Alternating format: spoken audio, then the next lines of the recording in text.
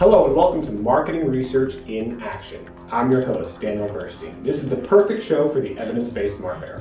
We take MarketingSherpa research, we combine it with marketing thought leaders and marketing practitioners just like you, and we put it all together. In the end, you give us a few minutes, you get actionable advice based on research to help you improve your marketing performance right now.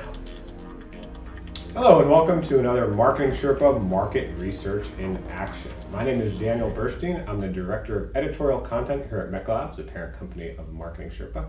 With me today is Jen Doyle, Senior Research Manager with MarketingSherpa. Thanks for joining us, Jen. Thanks for having me.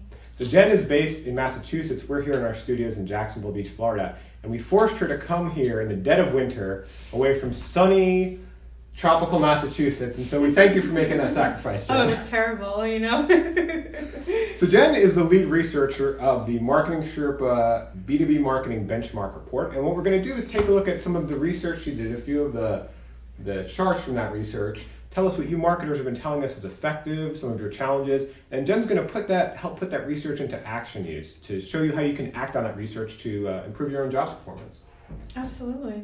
So let's take a look at this first chart we have here. And it's kind of a scary chart. I gotta admit, Jen, when you first talked to me about it, things are getting harder for B2B marketers. Yeah, it is scary out there for B2B marketers, definitely. So what this chart shows is it's a simplified version of the data we're going to show you on the next chart. It's showing the average ratings of the pertinence of various challenges that are relevant to B2B marketers and lead generation specialists today.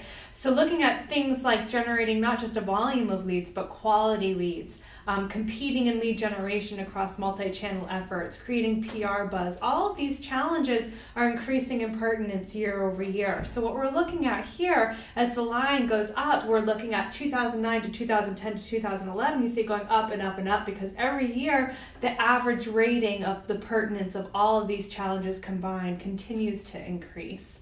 So what this means is if things are getting tougher for you, don't feel like you're alone out there. Things are getting tougher for your peers as well. Let's take a look more specifically at some of the biggest challenges marketers have told us they had. Generating high quality leads, not surprising, that usually tops the charts in the research. Yeah, every year, year over year, it's the number one challenge. It's not just about volume, you know. Marketers, it's easy enough for us to turn on a hose and up our budgets and just increase the volume of leads, but how are we sacrificing quality when we do that? So quality is always the top challenge, actually getting leads that are going to move through the funnel. And revenue is the bottom line that we're looking at. You know, getting that quality is ultimately a step towards improving your revenue. So as we look here, we're seeing a number of the charts and a number of the challenges increasing year over year. That 2009 is the dark bar at the bottom, 2011 is the lightest colored bar. So what we're seeing is, you know, in recent years, the marketplace has really evolved, right? And our buyer has evolved. It's a buyer's market. The buyer is empowered. Us as organizations, we do not have the power. And so they want to engage with sales when they want to. They want to receive the information that they want to receive. Otherwise, they will look elsewhere for it if you're not giving it to them. So we really need to adapt the way that we're marketing to them in order to address some of these increasing challenges. So what's really surprising to me, though, is when you look at some of the stuff on the bottom of the chart down there, marketing to a growing number of people involved in the buying process, marketing to a lengthening sales cycle, these are much slower challenges in generating high-quality leads, which to me is kind of surprising because you would think if things got harder, the sales cycle would be lengthening, there'd be more people, you know, marketers would have to go, or buyers would have to go higher up in their organizations to get approval. So why do you think those challenges don't resonate as much with marketers traditionally over the past few years? Well, those challenges sort of contribute to the top line challenge of high quality leads, right? So, you know, finding quality is finding the right person within the organization with larger buying committees. Finding the right person is finding the right person with the correct time frame for purchase. You know, if they're indicating we're looking for a year out, you're going to want to prioritize those individuals who are looking for 3 months out or whatever your prospective sales cycle is. So they contribute to all of the challenges that were rated as a greater challenge, such as quality. So it sounds like marketers' overall focus is on high quality leads, but they might be missing a few of the real challenges that are causing them to not be able to get the high quality leads. They don't see it on that granular basis, and I think we're going to get to a reason why in a minute. Exactly, yes. So, not surprisingly, then the tactics marketers are using are becoming less and less effective, unfortunately. Yes. One thing that really sticks out to me in this chart, that two things that drop very severely, the virtual events and webinars and telemarketing really seem to have taken a major drop in how effective marketers see those to be. I mean, telemarketing, it makes sense to me. I mean, we are becoming more of an inbound marketing culture. Marketers, like you said, the buyers are more in control and in power of the decisions they want. They want to go out there and they want to be more hunters and gatherers and being told what to do. Mm-hmm. Why do you think the virtual events and webinars have dropped off like that?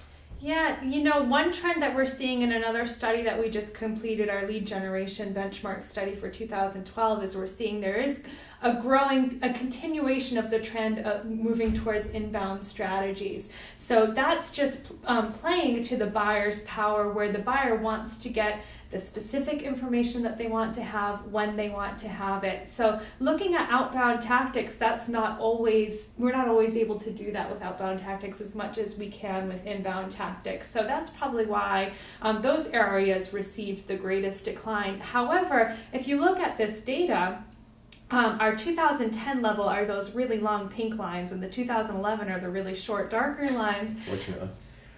Nearly all of the tactics experienced severe declines here, and this is really telling a bigger story of, we have a more challenging market. We're having a harder time getting the same results out of the same activities that we've always been used to, our tried and true activities. They're no longer performing the way that we need them to. So there are external factors at play and internal factors. We've talked about the external factors with the changing marketplace.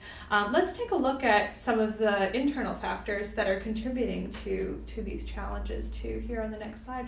So what we've seen in our B2B study is that the adoption of latest best practices to change the way that we're marketing to this evolved marketplace is pretty sluggish. It's a little slow. For example, 68% of marketers have not identified their funnel. So before you can optimize a lead's progression through that funnel and really improve the quality of their experience, the quality of the leads going to your sales team, you first have to map out what that process looks like, right? My question, that's why we saw the data we did on the earlier chart, where some of those things in the lower level, like you said, really it is higher quality leads. That's the problem. If they're not getting higher quality leads, it's because the sales cycle is taking longer, it's because there's more people involved, but they're not seeing those granular reasons. They're just seeing, I don't have enough high quality leads. Mm-hmm. And if they're not taking a good hard look at their sales and marketing funnel and able to optimize that, then they don't understand that maybe these are some of the reasons, and so they're ranking them lower. Exactly, precisely. And looking at some other adoptions, we're looking at 61% sending all leads directly to sales, whereas only 27% of those leads on average will actually be ready to talk to sales. So again, looking at adapting to how our marketer wants to work with us and how they want to learn about our organizations, we need to start thinking about acting on their terms instead of just sending them directly to sales, whether or not they're necessarily ready to engage. Well, we're all out of time for today, Jen, but one of the other statistics you brought was that 65% have not established lead nurturing yet. And I know you've felt through your research that that is really crucial to meeting some of those objectives, like generating high quality leads and really delivering high quality leads to sales. So why don't we talk about that in our next marketing research in action? Think you can join us for that? Will do, yeah, sounds great. Great, hope you can join us too. But for now, you can visit MarketingSherpa.com for how-to articles, case studies, and more marketing research. That's MarketingSherpa.com.